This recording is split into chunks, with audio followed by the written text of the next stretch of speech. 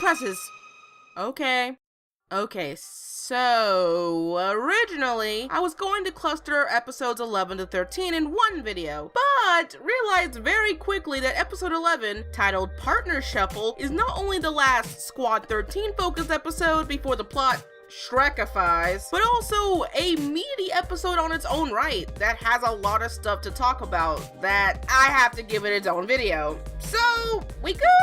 Into the dooley-doo now. Drama ensues as we find out why Mitsuru and Hiro butt heads, why he and... wait, what's her... oh yeah, Inkuno aren't mechanizing well. But at the camp of Mr. Processed Foodstuffs and little sweet Kokoro isn't all happy-go-lucky in a big conversation about compatibility. The interesting thing to remember here is that because they are a test group, normal protocol for squad management does not apply. Therefore, the adult moderators delegate so much over how they are performing in battle, with the importance of their success to behavior ratio being so apparent. To the adults, this group of children is the equivalent to grass-fed cows being tested at a small sample size, before any successful results are ready to be mass-produced to an abundant garden variety. Garden variety. Get it? Because they came from... I like the fact that the episode's plot of changing things up does have a world building aspect to back it up, and not just for the sake of letting drama ensue that darling of the Freaky Friday has been a major offender of as of late. But with that opportunity open to take, Inkuno steps forward with the idea of a pistol-to-pistol configuration, the ulterior motive to see if she can get some precious Ichigo time. That's right, folks, Mitsuru and Inkuno are both proud ambassadors of the first ever LGBT FranXX community. Congratulations to the both of them. And generally, I'm surprised, not because of the fact that they are from the LGBT community, but that the show took this narrative reasoning at all. I thought for sure this show gave up on trying to tell a deeper plot in exchange for physical plot long time ago, if you know what I mean. Call me jumping the gun. That was on me, and I'm happy for such an interesting development. Side note, that's now count them, two people on the Ichigo love train. Why? She's totes not best girl at all. Yeah, she's gotten a little better, but man, she's still annoying. I don't get all the love for her, but moving on. The focus here is on Mitsuru's personal dilemma of trying to cope with his feelings of betrayal and melancholy, as we learn that in the past, Hiro and Mitsuru were so close to each other that they promised that at one time to ride with each other, if Mitsuru survived a perilous operation for his malfunctioning performance. More on that later. This was all dandy until Hiro seemingly broke that promise by forgetting it entirely, leaving a heartbroken and now distrusting sack of fodder in the present. This backstory puts so much into perspective now, so much so that I have a complete change of heart for most of his character. Not all of it. He can still be cringy, but now it makes sense. But when he was riding with 02, he wasn't acting out to beat him in some rivalry, but to inherently make him jealous. Or at least put a nugget of thought that maybe you forgot something important, buddy. This all hits even more home when you think about how his frail body and malfunctioning cells are an allegory to being gay. Or bi.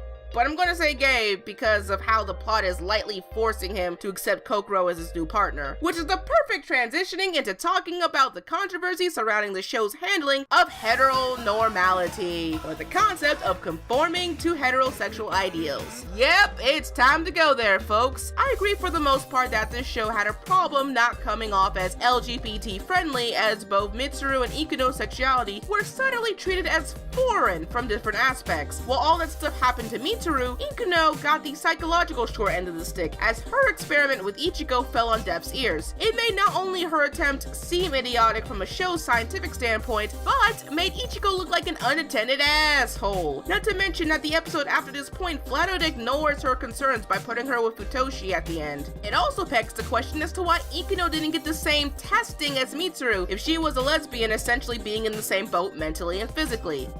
Is this a subtle way of saying that gay men are more of an issue for this world because they are the stamen? And stamen are supposed to be controlling the female consciousness? Plus, if the pistol is that the consciousness of the Frank, maybe their society never expected the pistol to not be compatible with the stamen. Someone call the misogyny alarm! Which is funny since Kokoro later brings up the fact that their society stopped having children in the same manner as they did in the older era. So why create a system essentially about having sex if you aren't expecting oh my god, it's going back to that declining birth rate thing and their lack of not teaching their populace shit about pregnancy. It all comes full circle now.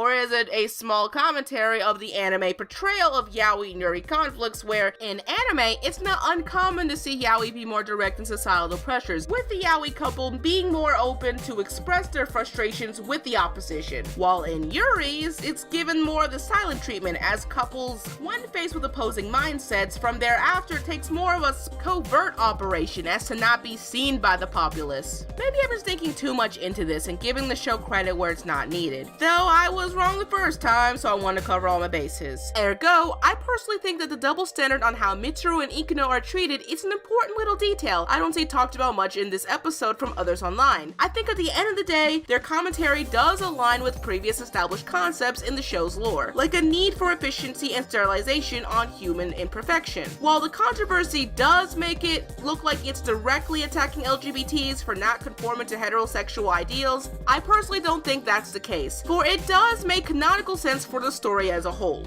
That does not mean it gets away scot-free, as we have to remember that Darling in the Frankenstrudel is trying to say something with its commentary, and utterly this is what I meant last review about how hard it is for shows like this to keep a balancing act on these types of conversations. I think it's now time to talk about the other half of the equation, how the show did handle the fallout of a heterosexual relationship. You'd think with a social environment that favors this kind of relationship in the show's world wouldn't come off as a dick move, but no! I'm more disappointed on how Kokoro and Futoshi were handled because it played into the stereotypical cliches that the overweight person is a bad match for the delicate flower, and he forced himself upon her. Blah blah blah. To be clear, Futoshi personally didn't force his way onto Kokoro, but because of the society of this world determines their partners for you and for life, people do not get a say into what they would want.